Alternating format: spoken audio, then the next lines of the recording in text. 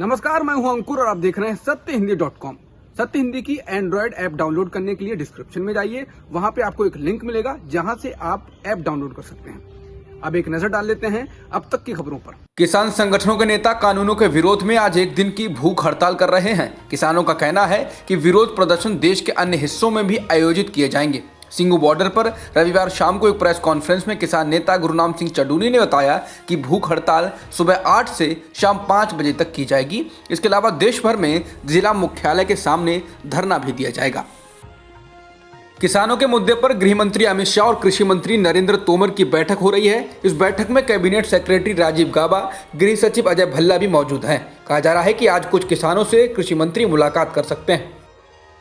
समाचार agency PTI के मुताबिक भारतीय किसान यूनियन एकता उग्रहा संगठन के नेताओं ने एक दिन की भूख हड़ताल से खुद को अलग कर लिया है। बता दें, पंजाब के 32 किसान संगठनों ने भूख हड़ताल की घोषणा की है।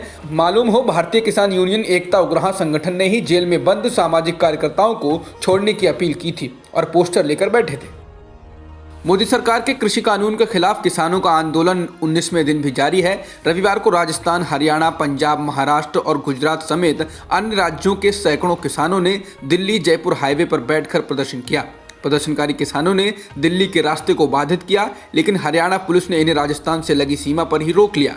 इस मार्च का नेतृत्व किसान संगठनों के संयुक्त मोर्चा से जुड़े नर्मदा बचाओ आंदोलन की मेधा पाटकर, स्वराज इंडिया के योगेंद्र यादव समेत कई लोगों ने किया। अभी दिल्ली जयपुर हाईवे बंद है।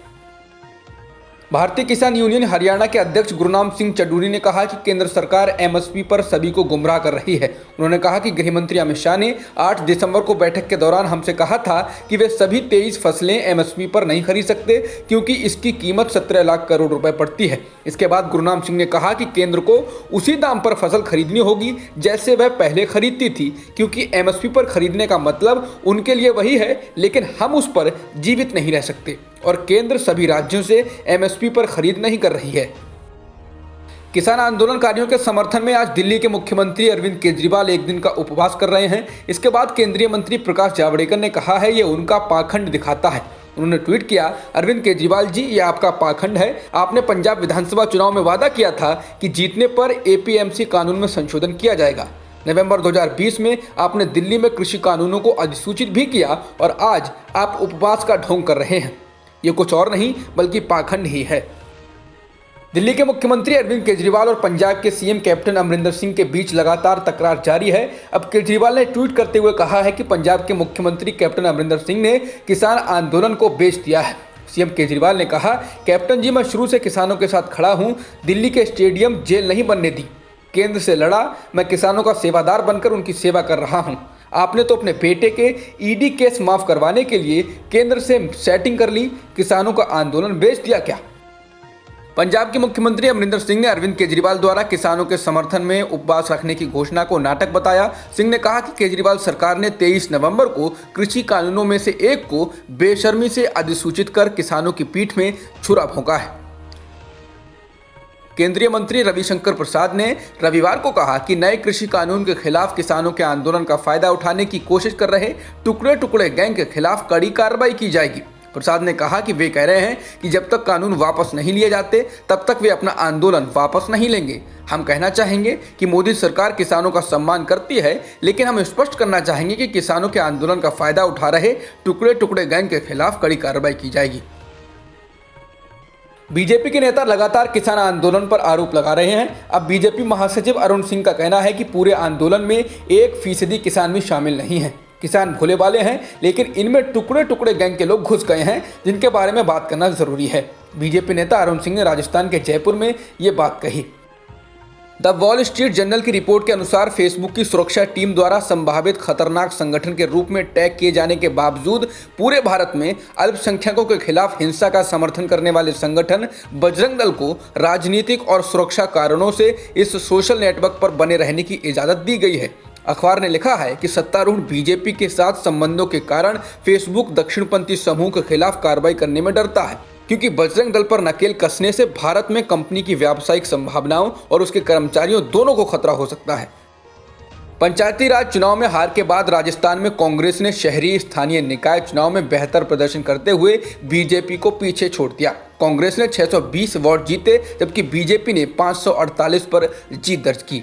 चुनाव में बीजेपी निर्दलीय उम्मीदवारों से भी पीछे रही, जिन्होंने 595 सीटें जीती। रविवार को राज्य के 12 जिलों के 50 नगर निकायों में 1775 वार्डों के नतीजे घोषित किए गए। बोडोलैंड क्षेत्रीय परिषद यानी बीटीसी के 40 सीटों का चुनाव परिणाम जारी हो चुका है। चुनाव में सत्ताधारी बोडो पीपुल्स फ्रंट यानी बीपीएफ 17 सीटों पर जीतकर सबसे बड़ी पार्टी बनकर उभरी।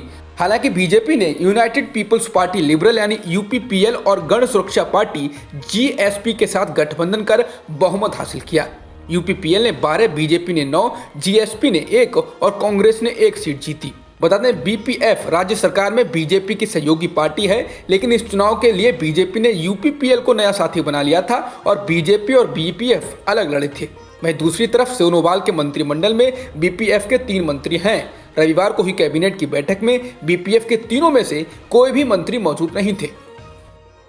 तमिल फिल्म अभिनेता और मक्कल निधि मय्यम के प्रमुख कमल हासन ने घोषणा की है कि वो अगले साल होने वाला तमिलनाडु विधानसभा चुनाव लड़ेंगे। समाचार एजेंसी एएनआई के मुताबिक हासन ने कहा कि वो चुनाव जरूर लड़ेंगे और वो किस विधानसभा सीट से लड़ेंगे इसकी घोषणा बाद में की जाएगी। 2021 में होने वाले तमिलनाडु विधानसभा चुनाव से पहले कमल हासन ने पीएम मोदी पर नए संसद भवन के शिलान्यास को लेकर निशाना साधा है। उन्होंने सवाल किया कि कोरोना वायरस के कारण जब देश की आधी आबादी भूखी है, लोग आजीविका खो रहे हैं, तो 1000 करोड़ रुपए की नई संसद क्यों? भारत में एक दिन में 27,000 से अधिक कोरोना संक्रमण के मामले दर्ज किए गए हैं और 336 लोगों की मौत भी हुई है। इसके साथ ही देश में कोरोना के कुल मामले 98,84,000 से ज़्यादा हो गए हैं। इसके अलावा कुल 1,43,000 से अधिक लोगों की मौत भी हो चुकी है। फिलहाल एक्टिव मामले 3,52,000 से अधिक हैं। आईआईटी मद्रास में कोरोना महामारी का कहर देखने को मिला है। यहाँ कैंपस के अंदर 71 लोग कोरोना से संक्रमित पाए गए हैं। इस मामले के सामने आने के बाद लाइब्रेरी, लैब्स व अन्य विभागों को फिलहाल के लिए बंद कर दिया गया है। खबरों की माने तो कैंपस के 774 छात्रों का कोरोना टेस्ट किया गया था, जिसमें से 66 की रिपोर्ट पॉजिटिव आई। अब तक की खबरों में इतना ही। बाकी खबरों के लिए बने रहिए सत्यहिंदी.com के साथ। सत्य हिंदी का ऐप डाउनलोड करें गूगल प्ले स्टोर पर।